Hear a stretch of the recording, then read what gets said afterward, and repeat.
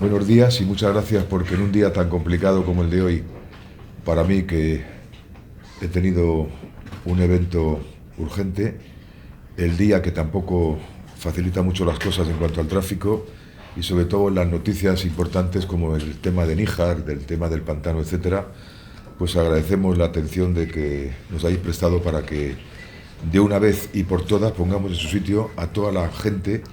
que en este procedimiento han realizado una causa general tipo Inquisición contra una persona buena, que es Feliciano Miguel, la familia y las monjas de su centro. En primer lugar, decir que me parece gravísimo que en un Estado de Derecho, en el que llevo yo ejerciendo 47 años y defendiendo los derechos humanos, una persona se encuentre en prisión provisional desde hace 3 años y medio, sin juicio, sin acusación formal, hay solamente un auto de procesamiento y sobre todo, y lo más grave, es que han transcurrido mucho tiempo desde que se le ingresó en prisión y evidentemente continúa en esta situación a pesar de que el resto de coimputados se encuentran en libertad provisional.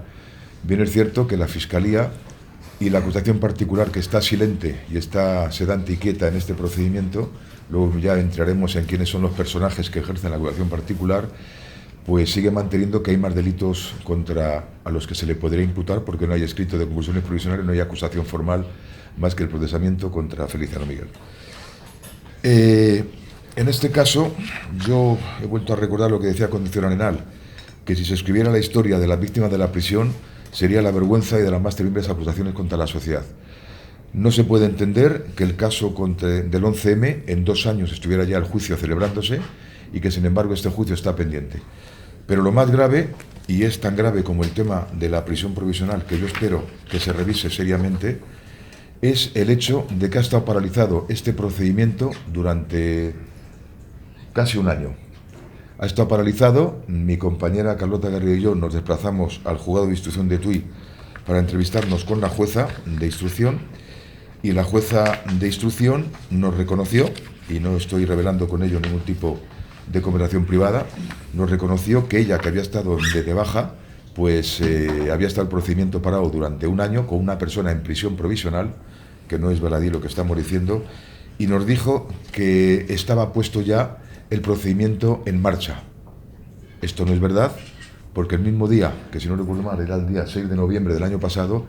ese mismo día se dicta una resolución en la que se dice que se manda el procedimiento a la audiencia. Luego, si no llegamos a ir allí, mi compañera y yo, a lo mejor todavía el procedimiento se va durmiendo el sueño de los injustos, pues no es el de los justos. Entonces, me parece que esto es muy grave y que tienen que depurarse responsabilidades. Nosotros, después de tantos años de la profesión, yo nunca he denunciado a jueces, ni lo voy a denunciar, pero Carmen, la mujer, ha formalizado, escritos realizados por nosotros, evidentemente, a la Fiscalía General del Estado, al presidente del Tribunal Superior de Justicia de Galicia, al fiscal superior de Galicia, al presidente de la Audiencia Provincial de Pontevedra y al fiscal jefe de Pontevedra para que revisen este procedimiento y vean las irregularidades que se están produciendo y, por supuesto, depuren responsabilidades. No podemos mirar para otro lado los que creemos en el Estado de Derecho, y cuando una persona está en prisión provisional durante 3 años y medio sin acusación y durante un año el procedimiento ha estado parado, esto es imposible, es inviable, y lo que esperamos con sentido común es que se le ponga inmediatamente en libertad con garantías para que no haya ninguna complicación, en el sentido de que no es culpa suya este retraso en la Administración de Justicia. Contra eso se nos ha querido aducir, y yo siempre lo que hago es,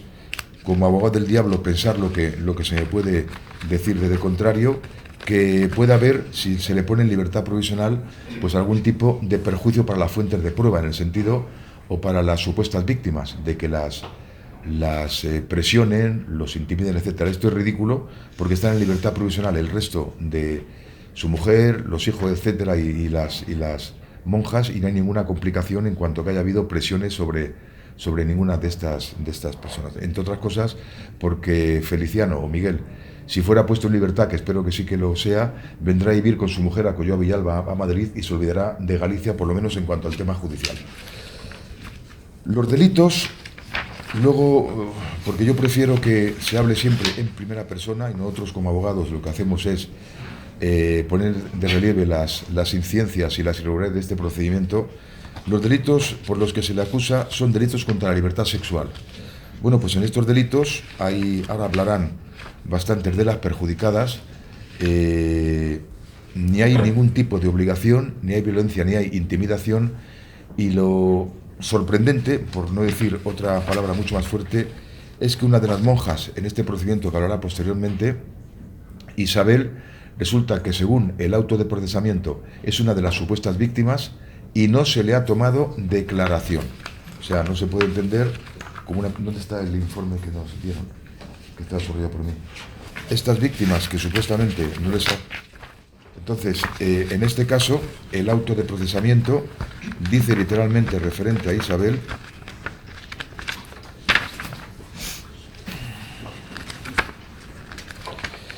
que Feliciano Miguel, en plena reunión, el año concreto, agredió a su sobrina, le dio golpes, puñetazos, la quemó el pelo con un cigarro como parte de un ritual y que le había sacado el demonio que llevaba dentro. Bueno, esto no es que sea ridículo, esto es que hay que tener mucho cuidado los jueces con decir auténticas barbaridades y cosas que no son ciertas. Aquí está la supuesta víctima, que por cierto nadie la toma declaración, entonces nadie sabe cómo, sin ser víctima, sin haber declarado, sin haber acusado a Feliciano Miguel, se puede seguir manteniendo semejante disparate jurídico. Ahora hablará María del Carmen Sánchez Fandiño, que es la mujer, para que explique sus vivencias personales y sobre todo la situación de prisión caótica para toda la familia. Hablará también Isabel, que es sobrina, para que explique en el procedimiento todo lo que ha estado pasando. Hablarán varias de las monjas, entre ellas Lorena, que tiene yo creo que muy mucho que hablar del asunto de lo que les ha pasado. Y en cuanto al tema de fondo del procedimiento, pues primero empezamos con el primer delito, que era el de los abusos. Bueno, hemos llegado a tal punto que algunas de las monjas, una de ellas que tenía un problema de cáncer, fue vista y era virgen. Hay varias vírgenes, con lo cual difícilmente podía cometer delitos de ni más ni menos que de agresión sexual. Ya hablarán ellas, ya comentarán que esto es auténticamente ridículo, y como es ridículo la creación de una supuesta secta. Y lo que quería decir como una cuestión previa para que no haya ningún malos entendidos es que no es un juicio contra la Iglesia, que por supuesto yo como cristiano la defenderé siempre, sobre todo la Iglesia de los pobres y de los marginados, pero eso no quiere decir que en la Iglesia haya garbanzos, como ha habido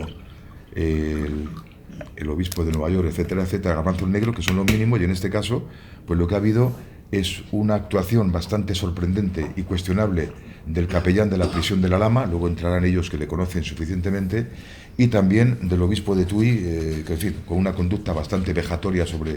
nuestro defendido, pues ha actuado de forma auténticamente discriminatoria y sobre todo miserable, y es la única palabra que se merece este elemento o este señor. En cuanto al tema de fondo, la conferencia episcopal se ha quitado el medio, inclusive ha llegado hasta quebrar todo el tema casi como si fueran sectas, y esto no va a quedar aquí. Vamos a acudir al Vaticano, al Papa, para que el Papa sepa lo que está pasando en este procedimiento y elimine y corte cabezas, porque lo que no podemos hacer es estar disfrutando, entre comillas, unas cuantas personas de una persecución judicial y personal, y que los únicos perjudicados es la propia Iglesia, porque la gente deja de creer cuando hay actuaciones como esta. El segundo delito que le estaban imputando es el de blanqueo de capitales, que es el broche de oro para intentar meter cualquier tipo de tema. Bueno, pues está justificado con diferentes documentos que se han presentado que no hay blanqueo de capitales, con lo cual es prácticamente imposible que el Ministerio Público siga manteniendo esta acusación cuando, en vez de ser el principio de presunción de inocencia, aquí se ha negado la Constitución, se ha dado un vuelco a todo ello y es el principio de presunción de culpabilidad. Hemos tenido que demostrar la inocencia en vez de demostrar el fiscal y la acusación particular cuál era el hecho delictivo del blanqueo de capitales. Sobre la asociación ilícita, nos gustaría conocer cuál es el tipo de pirámide delictiva. El jefe, supuestamente Miguel, bueno, pues que me cuente qué era lo que hacía, cuáles son los círculos concéntricos de relaciones de papeles, relaciones de coordinación, subordinación. Es que aquí no aparece absolutamente nada en el tema este. De todas formas, aquí están las personas que se encontraban en esta asociación para que cuenten qué es lo que ha pasado. Y sobre el delito contra la hacienda pública, pues hay un informe de la agencia tributaria del año 2016 y del año 2017, en el que dicen: no hemos apreciado la existencia de cuotas defraudadas que superen la cuantía del artículo 305. Es decir, que a pesar de todo ello siguen obsesionados con acusar a Miguel y a todos ellos, menos la muerte de Franco, prácticamente de todo. Y esto me está recordando el juicio que actualmente estamos celebrando con mi compañera en la Audiencia Provincial de Madrid del caso del denominado sheriff de Coslada o Ayuntamiento de Coslada, Defendemos Policías.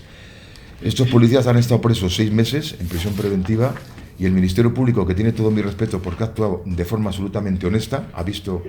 que el juez de instrucción lo hizo mal y que la acusación se le diluía como un azucarillo en un vaso de agua, pues resulta que a la hora de acusar, nos acusa, o le acusa a mis clientes, de un delito de cohecho impropio y le pide una multa de 6 meses. Esto no me parece normal, 6 meses en prisión preventiva y luego el fiscal te acusa una multa de 6 meses. No sabemos qué es lo que va a hacer el Ministerio Público en este procedimiento, pero si actúa con objetividad, lo que tendría que hacer era inmediatamente poner en libertad provisional, no oponerse, porque si no se opone el Ministerio Público ni las acusaciones, tendría que estar en libertad provisional y estudiarse muy bien el asunto, porque es preferible no hacer el ridículo en un juicio y ahora mismo pues retractarse de lo que se ha producido. Creo que estos son los elementos que hemos comentado. Si tienen algún tipo de cuestión, díganmelo. Y solamente terminar este pequeño discurso o este pequeño decurso en el sentido de que Marta, una de las que estaban imputadas en este procedimiento, la jueza dicta un auto de procesamiento, el fiscal a los escritos de las defensas diciendo que se oponían al auto de procesamiento y que lo recurrían en reforma y en apelación, se opone, está conforme con el procesamiento, está conforme ante la audiencia y ahora resulta que la quiere retirar desde el procedimiento, cuestión que tampoco es demasiado inteligible. En definitiva, nos encontramos con un auto sacramental ahora mismo en el que se le quiere poner a Miguel Feliciano el San Benito histórico de la Inquisición, y contra eso nos vamos a poner con todas las consecuencias, porque la verdad solamente hay una, es la verdad en el procedimiento y la verdad de los hechos. Y aquí lo que quiero yo ahora mismo es que cuenten las personas que han vivido de forma totalmente personal y clara lo que ha pasado, para que, comentando todo lo que ocurría en esta asociación, pues se pueda rebatir y debatir el tema del Ministerio Fiscal. Muchas gracias por habernos atendido y por haber esperado durante 1 hora y pico, y creo que la verdad resplandecerá, y que a pesar de que a los abogados no se nos paga por creer al cliente sino por defenderle, yo estoy absolutamente convencido no solamente de que en el sumario no haya ningún tipo de prueba, sino que las pruebas no pueden existir, porque si existieran serían falsas, es decir, la inocencia es absolutamente clara, y esto es una lucha entre una serie de villanos que al final tendrá que salir a la luz. Muchas gracias a todos.